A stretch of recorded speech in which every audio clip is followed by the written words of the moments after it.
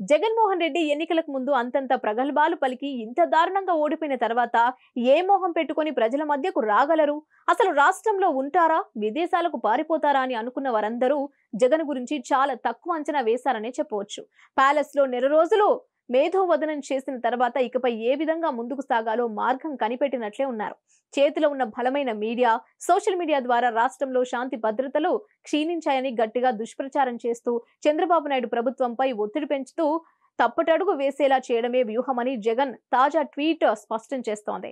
ఇప్పటికే వినుగొండ బురద చంద్రబాబుకి పూసేందుకు బయలుదేరారు. అలాగా ప్రధాని నరేంద్ర మోదీ, కేంద్ర హోంమంత్రి అమిత్ షా జాతీయ మీడియా సంస్థలని ట్యాగ్ చేస్తూ జగన్ ఓ ట్వీట్ చేశారు.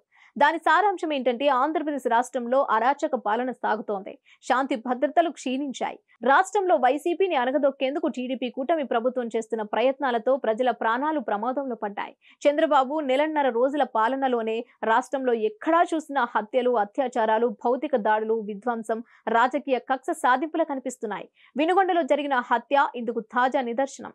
ఏపీ సీఎం మరియు కొందరు అధికారులే ఈ హింసను ప్రేరేపిస్తున్నారు. అందువల్ల రాష్ట్రంలో గూండాలు, హంతకులు యథార్చగా తిరుగుతున్నారు. కనుక ఆంధ్రప్రదేశ్లో జరుగుతున్న ఈ అరాచకాలపై సిబిఐ దర్యాప్తు అవసరం. రాష్ట్రంలో నెలకొన్న ఈ పరిణామాలపై ప్రధాని నరేంద్ర మోదీ, కేంద్ర హోంమంత్రి అమిత్ షాలు దృష్టి పెట్టాలని నేను కోరుతున్నాను. వినుకొండలో టీడీపీ గూండా దాడిలో చనిపోయిన షేక్ రషీద్ కుటుంబానికి సంతాపం తెలుపుతున్నాను. దీనిని గమనిస్తే జగన్ ఏదో యథాలాపంగా శాంతి భద్రతలు క్షీణించాయని మాట్లాడటం లేదని, ఇది ఆయన తాజా రాజకీయ వ్యూహం అని అర్థమవుతోంది. నేడు కాకపోతే రేపైనా చంద్రబాబు ప్రభుత్వం తనపై రాజకీయ ప్రతీకారం తీర్చుకుంటుందని జగన్ ముందే తెలుసు. కనుక జగన్ రాష్ట్రం విడిపోయి పారిపోతారని అందరూ అనుకున్నారు. కానీ టీడీపీ కంటే చాలా వేగంగా ఈ వ్యూహంతో చంద్రబాబు ప్రభుత్వాన్ని ఆత్మరక్షణలో పడేసి ఎదురుదాడి చేస్తూ తన జోలికి రాకుండా చేయాలని జగన్ వ్యూహంగా కనిపిస్తోంది. కనుక వైసీపీని ఓడించి జగన్ ని గద్దెదించాలని టీడీపీ నేతలు చంకలు గుద్దుకుంటుంటే సరిపోదు.